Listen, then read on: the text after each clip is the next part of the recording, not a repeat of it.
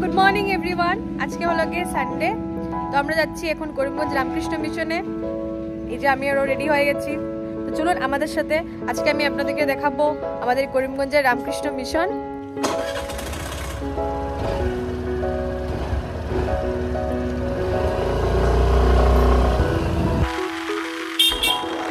দেখুন করিমগঞ্জের রামকৃষ্ণ মিশন, কি সুন্দর দেখতে মিশনটা। আমি লাস্ট ইয়ারই রামকৃষ্ণ মিশনের দীক্ষা নিয়েছি, কিন্তু এই মিশনে আসা আমার ছোটবেলার থেকেই। ছোটবেলা প্রতি বছরই বাবার সাথে মিশনে আসতাম দুর্গাপুজোর অঞ্জলি দেওয়ার জন্য। তখন থেকেই মিশনের সাথে একটা অটুট সম্পর্ক। তারপর মিশন থেকে বেরিয়ে চলে গেলাম বিশালে কিছু কেনাকাটা করার জন্য। এই যে চলে এসেছি বিশালে। আমি স্পেশালি কিছু গ্লাস আইটেমস কিনতে এসেছিলাম। কেনাকাটা শেষ করে চলে গেলাম বাড়িতে গিয়ে যা দেখলাম তা তো আর বলে লাভ নেই। এই দেখুন আজকের মেনু, সব আমার ফেভারিট।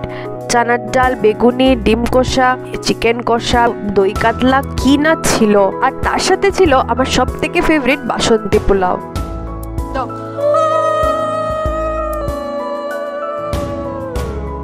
ওই দিন আমাদের একজন রিলেটিভকে আইবুড়ো ভাত দেওয়া হয়েছিল। এই দেখুন মা কি সুন্দরভাবে আইবুড়ো ভাতের থালাটা সাজিয়ে দিয়েছে। আর এই যে হলো ব্রাইড, এই যে আমার ছোট বোন সবাইকে সার্ভ করছে। আগে এই সার্ভ করার ডিউটিটা আমার ছিল, বাট আমার বিয়ের পর এটা ওর কাছে ট্রান্সফার হয়ে গেছে। এখন ঘরে কেউ আসলে ম্যাক্সিমাম টাইম ওই সার্ভ করে। এই যে আমার বর, শাওন, অঙ্কিতা সবাই খেতে বসে গেছে। আপনারা নিশ্চয়ই ভাবছেন আমি কোথায়। আরে আমি তো সেই যে ওদের এই ভিডিওটা করছি। ওই দিন যেহেতু 25 ডিসেম্বর ছিল, তাই আমার মিষ্টি মাসি নিজের হাতে কি সুন্দর কেক বানিয়ে নিয়ে এসেছে। এই কেকটাকেই আমরা সবাই মিলে ডেকোরেট করছিলাম। কেকটাকে যে চেরি দিয়ে ডেকোরেট করছে ও হলো গিয়ে দৃষ্টির বেস্ট ফ্রেন্ড মানসি। আর এই যে আমাদের কেকের ফাইনাল লুক। কেকটা পুরো ক্রিসমাস থিমের সাথে ম্যাচ হয়ে গিয়েছিল।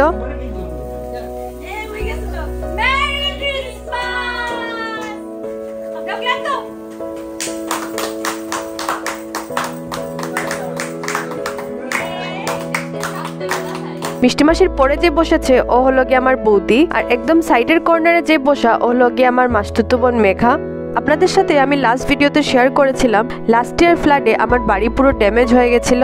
এই যে আমার অরিজিনাল বাড়ি, এখন আবার নতুন করে এখানে ঘর বানানো হবে। অ্যাকচুয়ালি আমার বাড়িতে কিছু কুকুর বিড়াল রাখা হয় এনজিও থেকে। এনজিওটার নাম হলো আশ্রয় এনজিও। আমার বোনও এই এনজিওতে কাজ করে, তাই এনজিওতে যেগুলো অসুস্থ কুকুর বা বিড়াল থাকে ওদেরকে এখানেই রাখা হয়। আমি যেদিন গিয়েছিলাম ওই দিন শাওন, অঙ্কিতার আমার বোন মিলে এনজিও পরিষ্কার করছিল। এই দেখুন আমাকে দেখে কি সুন্দর লেজ নাড়াচ্ছে। দেখুন ওর পা নেই। এখানে ম্যাক্সিমাম কুকুরই অসুস্থ, কি কষ্ট লাগে ওদেরকে দেখে। এই এনজিওর মেম্বারগুলো নিঃস্বার্থভাবে ওদের জন্য কাজ করে।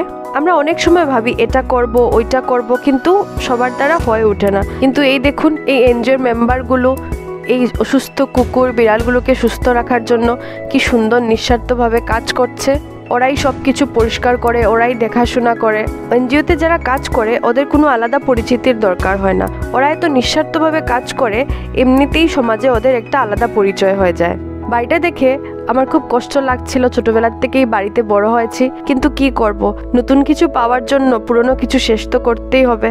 আবার যখন আমি করিমগঞ্জ যাব, আমি আমার বাড়ির আপডেট আপনাদের সাথে নিশ্চয়ই শেয়ার করব। এই দেখুন পুচকেটাকে, এটার কিন্তু পেট এমনিতে মোটা হয়নি, এটা খেয়ে খেয়ে পেটটাকে এভাবে ঢোল বানিয়েছে। এই দেখুন কি কিউট না দেখতে। ওই দিন ছিল মানডে, করিমগঞ্জে আমার লাস্ট ডে। দুপুরবেলা আমার মিষ্টি মাসির বাড়িতে আমাদের লাঞ্চের ইনভিটেশন ছিল, তো আমরা ওইখানেই গিয়েছিলাম। দেখুন কি সুন্দর ওদের বাড়িটা, একদম খোলামেলা। ওদের বাড়িটা আমার ছোটবেলার থেকেই খুব ফেভারিট।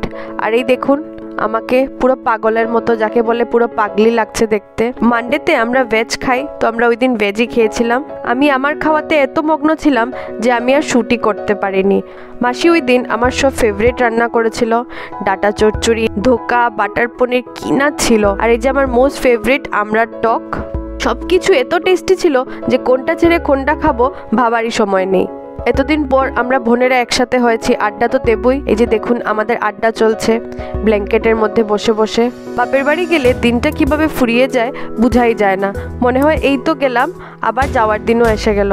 এই দেখুন আমার মার এক্সপ্রেশন, আমার মার মুড একদম ভালো ছিল না। আমার মার ইচ্ছে ছিল আরো একদিন থেকে যাব, কিন্তু উপায় নেই, ফিরতে তো হবেই। বাস এতটুকুই ছিল আমার বাপের বাড়ি যাওয়া, ঘোরাঘুরি করা। আপনাদের যদি এই ব্লগটা ভালো লাগে তাহলে একটা লাইক, শেয়ার এন্ড সাবস্ক্রাইব করে দেবেন। আপনাদের এই লাইক শেয়ার আমাকে আরো ভিডিও বানানোর জন্য মোটিভেট করবে, আর আমি আপনাদের জন্য আরো ভালো ভালো ভিডিও নিয়ে আসতে পারবো। দেখা হবে অন্য ভিডিওর সাথে। Thank you so much for watching.